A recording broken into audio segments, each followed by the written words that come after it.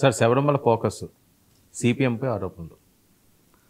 శబరిమలలో గ్లోబల్ అయ్యప్ప సంగమం అనే ఒకటి జరుగుతుంది రేపు 20వ తారీఖున. జరుగుతుంటే దాని మీద సిపిఎం వాళ్ళు అక్కడ అధికారంలో 10 ఏళ్ళ నుంచి సిపిఎంఏ కదా, ఎల్డిఎఫ్ అనుకోండి. సో ముఖ్యమంత్రి విజయన్ అందరూ వెళ్తున్నారు. బాగా పాటలు పాడే ఒక ముస్లిం భక్తుడు ప్రపంచవ్యాప్తంగా ఆయన అయ్యప్పని వీళ్ళని బాగా ఒక చోటికి సమీకరించే వ్యక్తి ఆయన కూడా వస్తున్నాడు. దీని మీద పెద్ద దుమారం అక్కడ తీసుకొస్తున్నారు. అసలు వీళ్ళకి ఏం సంబంధం? వీళ్ళు అనవసరంగా రాజకీయాల కోసం శబరిమల దేవుడితో అసలు వీళ్ళు అని అంటే అసలు మేము ప్రభుత్వంలోకి వచ్చినప్పుడే రాజ్యాంగానికి ఇదే వచ్చినప్పుడు లౌకిక తత్వంగా ఉండాలని మేము చెప్పాం. కానీ ప్రజల వీటిని మేము ఎక్కడ ప్రశ్నించాము? అక్కడ ఇంతకుముందు నుంచి సిపిఎం అధికారంలోకి వచ్చింది ఇదే మొదటిసారి కాదు. ఇప్పుడు కలకత్తాలో దుర్గా పూజలు జరిగిన 30 ఏళ్ళు సిపిఎం ఉన్నా కానీ వాటికేమీ భంగం కలగలేదు. శబరిమల కూడా బహుశా శబరిమల ఇలాంటి ఆధునిక పుణ్యక్షేత్రం ఇటీవల కాలంలో పెరిగింది చాలా తక్కువ.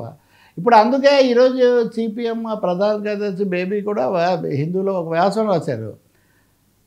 వరన్ అని ఉంది ఈయన పేరు, ఈ ముస్లిం భక్తుడు. ఈయన ఒక స్ట్రీమ్ ఆఫ్ భక్తాస్కి ఈయన డిసైపుల్స్కి ఆయన రిప్రజెంటేటివ్. మీరు అంత ఎందుకు చూడండి, హరిహరార్పణం పాట అది ఎవరు పాడారు? జేమ్స్ దాస్ పాడాడు.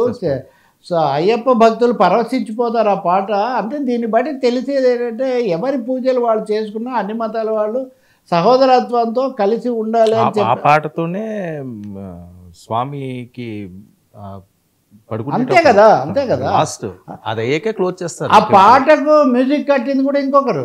ఆ విధంగా చూస్తే అతను అనేక మంది క్రైస్తవ గీతాలు ఇవన్నీ కూడా పాడతాడు. దానికి ఏముంది? ఇప్పుడు మన బాలసుబ్రహ్మణ్యం గారు క్రైస్తవ గీతాలు పాడాడు కదా, సువార్తవాన్లో చాలా వస్తుంటాయి కదా.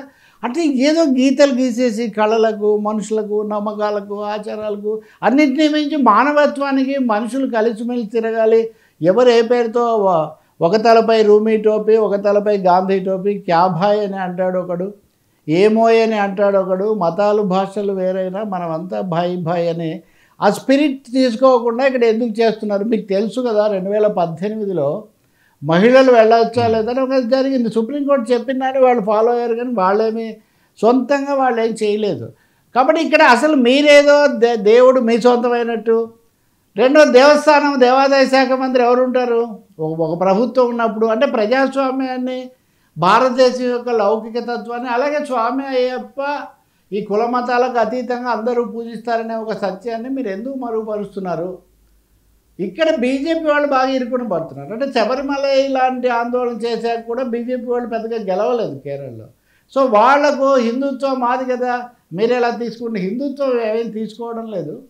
మేము లౌకిక తత్వము. రెండవది అన్ని లక్షల మంది భక్తులు వచ్చినప్పుడు వాళ్ళ సదుపాయాలు ఏంటి, వాళ్ళ నిర్వహణ ఏంటి, దీనికి సంబంధించి కూడా చాలా చర్చ జరగాలి కదా. అవన్నీ దృష్టిలో పెట్టుకోకుండా ఇదేదో ఈరోజు 2-3 పత్రికలు మీరు చూస్తే దీని మీద చాలా ఫోకస్ ఉంది. సౌత్ ఇండియాకి సంబంధించి ఖచ్చితంగా అయ్యప్ప ఒక ప్రధానమైన ఇది కదా. కాబట్టి అసలు ఇలా జరగాలి, అందరూ ఒక చోటికి రావాలి, ఎవరి మతం ఏదైనా కానీ భారతదేశ పరిస్థితుల్లో అన్నది ఇక్కడ ఒక ముఖ్యమైన సందేశం.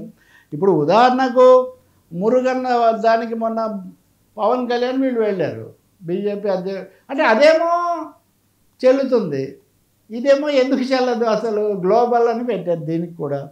కాబట్టి ఇది ఒక దక్షిణ భారతంలో ముఖ్యంగా కేరళలో ఎన్నికలు జరగబోతున్న సమయంలో ఇది ఒక వివాదంగా మార్చే ప్రయత్నం కొంతమంది చేస్తున్నారు. కానీ ఇంక వాళ్ళకి ఏం చెప్పాలి? స్వామి శరణం అయ్యప్ప అని, అయ్యప్ప చూసుకుంటాడు ఇక్కడ కదా. ఇందాక మనం మొదట చర్చించిన 7 కొండల వాడిది గోవిందా అని ఆయనకు వదిలేస్తే ఇక్కడ స్వామి అయ్యప్పకు వదిలేయాలి అంతే. ఇంకో సెక్షన్ ఏమో సిపిఎం వాళ్ళు వీళ్ళ విధానం పక్కన పెట్టి దేవుళ్ళు ఇవన్నీ ఏంటంటే కేరళను వాళ్ళే కదా పాలించాలి. ఇంకో రాష్ట్రాన్ని తిరుపతిలో ఇప్పుడు జరుగుతుందంటే ఇప్పుడు చంద్రబాబు ప్రభుత్వం ఉంది, గతంలో జగన్ ప్రభుత్వం ఉంది. ఎవరైతే వాళ్ళు మిగిలిన అన్ని వ్యవహారాలతో పాటు మత వ్యవహారాలు, పూజాధికారులు, వాటికి సంబంధించిన ఏర్పాట్లు చూడాలి కదా ప్రభుత్వాలు. ఇదొక విచిత్రమైన రాజకీయ వివాదం అన్నమాట.